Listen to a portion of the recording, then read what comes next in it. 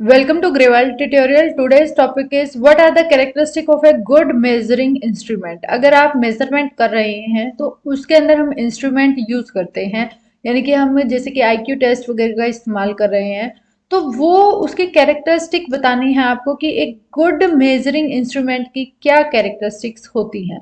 First one is it should be objective, यानी कि वो हमारे ऑब्जेक्टिव के अकॉर्डिंग होना चाहिए, यानी कि ऑब्जेक्टिव टेस्ट होना चाहिए, जैसे हमारे एमसीक्यू वगैरह हैं, इस तरीके से हमारा जो होना चाहिए। नेक्स्ट आता है इट शुड बी वैलिड।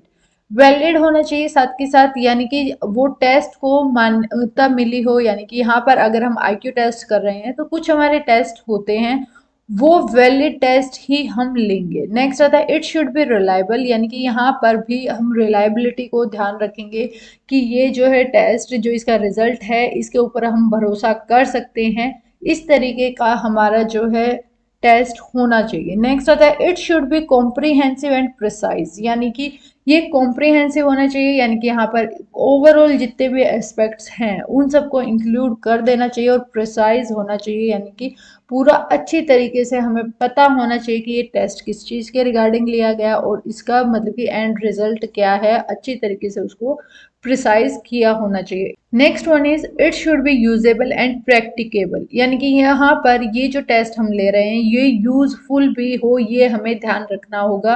यानी कि बच्चे का अगर हम आईक्यू टेस्ट ले रहे हैं तो वो टेस्ट ऐसा होना चाहिए जो यूजेबल भी नेचर का हो, साथ के साथ प्रैक्टिकेबल भी हो, जिसके ऊपर हम इजीली रिलाई कर सकते हैं। तो ये हमारी कैरेक्टरिस्टिक थी एक गुड मेजरिंग इंस्ट्रूमेंट की।